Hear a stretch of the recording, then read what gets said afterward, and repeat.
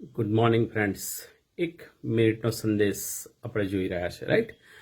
આપણે જોયું હતું અત્યાર સુધી કે ઈશ્વરે એ જે ઇઝરાયેલના 20 રાજાઓ હતા એ દરમિયાન ઈશ્વરે અલગ અલગ પ્રબોધકો મોકલ્યા હતા, બરાબર? અને એ જ રીતે યહૂદિયાના રાજાઓ પણ જે હતા, બરાબર, એમના સમયની અંદર પણ ઈશ્વરે પ્રબોધકો મોકલ્યા હતા. અને એટલે આપણે જોયું હતું કે ઇઝરાયેલના જે પ્રબોધકો છે, રાઈટ, એની અંદર ગઈકાલે આપણે આમોસના સંદર્ભમાં થોડું ઘણું જોયું હતું, રાઈટ? જો આમોસ પ્રબોધકનું પુસ્તક તમે એક બેઠકે વાંચવા માંગો તો તમે વાંચી શકો છો, કારણ કે 9 જ અધ્યાય છે, બરાબર?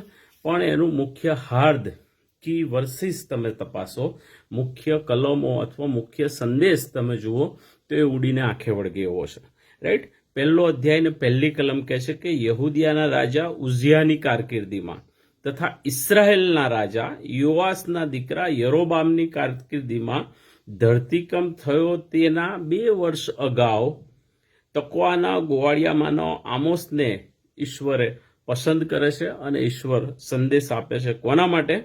તો કે ઇસ્રાયેલને માટે, રાઈટ? અને એટલે આપણે જોયું હતું કે આમોસ, હોશિયા અને યશાયાએ આ 3 પ્રબોધકોએ ઇસ્રાયેલના રાજાઓને પ્રબોધ કર્યો હતો. બધા જ રાજાઓને નહીં, પણ એમના સમયગાળા દરમિયાન જે રાજાઓ હતા એમને પ્રબોધ કર્યો હતો. અને તમે કી વર્ષ જુઓ તો તમને ખ્યાલ આવે.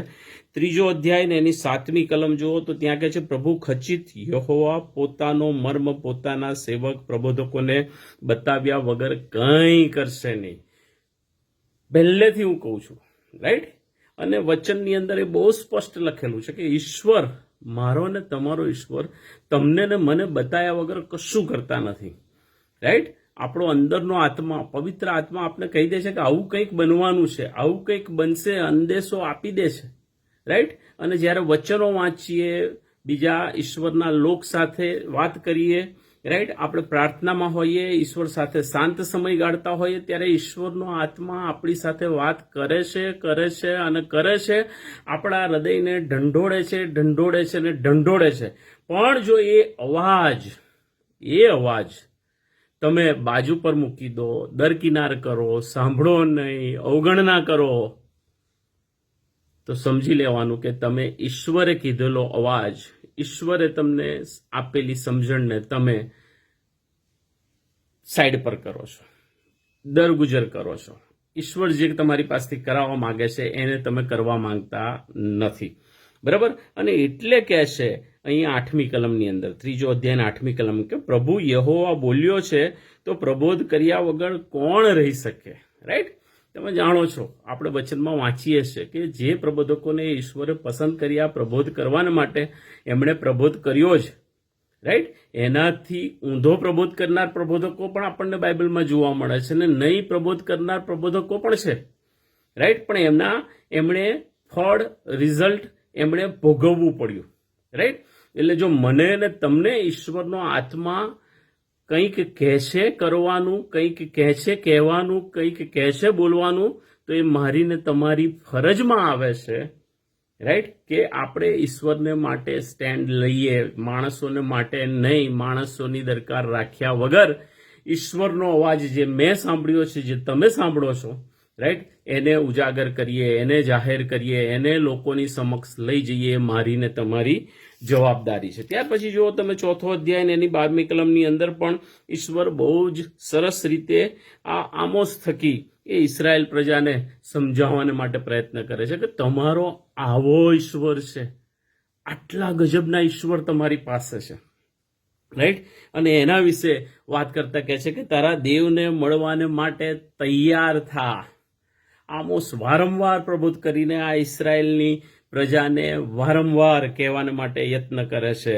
અને એટલે 5મો અધ્યાય ને 4થી કલમ પણ કહે છે, કેમ કે યહોવા ઇસ્રાયેલ લોકોને કહે છે કે મને શોધો તો તમે જીવશો. ઈશ્વરને શોધીશું તો હું ને તમે જીવીશું. ને એટલે પછી 14મી કલમમાં આગળ જતા કહે છે કે ભલું શોધો, ભૂંડું નહીં, એથી તમે જીવતા રહેશો. અને ત્યારે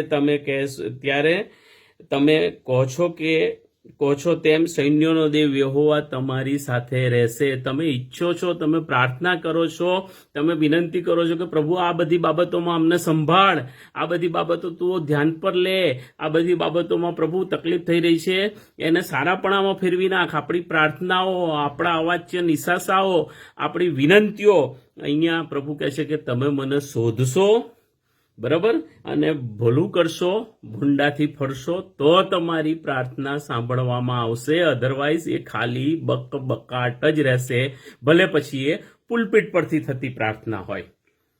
રાઈટ? એટલે બહુ જ ધ્યાનથી વચનો વાંચીને એને આપણા જીવનમાં કઈ રીતે લાગુ પડે છે એને સમજવા માટે યત્ન કરીશું તો આપણને ખરેખર ખબર પડશે. કેમ? કારણ કે તમે વાંચો 5મો અધ્યાય 21મી કલમની અંદર તો પ્રભુ કહે છે હું તમારા ઉત્સવોને ધિક્કારું છું, તમારા ધાર્મિક સંમેલનોને કહે છે હું ધિક્કારું છું, દાન્યાર્પણોને ખાદ્યાર્પણો કહે છે મને પસંદ નથી, શાંતિ અર્પણોને તો કે હું ગણકારી દઈશ, તારા ગીતોના ઘોંઘાટ મારાથી દૂર કર, તારા સારંગીઓનું ગાયન એટલે વાજિંત્રોના અવાજો કે છે હું સાંભળીશ નહીં, પણ ન્યાયને પાણીની પેઠે ને નેકીને મોટી નદીની પેઠે વહેવા દો. આ જેને કાન છે એ સાંભળે અને જેને ઈશ્વરે મન આપ્યું છે એ વિચારે. આ બહુ સ્પષ્ટ ઈશ્વરનું વચન ત્યારની પ્રજાને માટે હતું. એ જ વચન આજે મારા ને તમારા માટે છે. જો આપણે આપણા તાલંતો થકી, ઈશ્વરે આપેલા આપણને અર્પણો થકી આપણે ઈશ્વરની આરાધના કરવા માંગીએ છીએ, પણ અંદર કંઈક સમયેલું છે, અંદર કંઈક એવી બાબત છે કે જે ઈશ્વરને પસંદ નથી, તો બધું વ્યર્થતાની વ્યર્થતા, સઘળું વ્યર્થ છે. ઈશ્વર આટલી બાબતો સમજવાને માટે કૃપા આપે. આવતીકાલે આમોસના સંદર્ભમાં જ આપણે વધારે જોઈશું. God bless you. Have a બ્લેસડ day. Bye bye. Take care.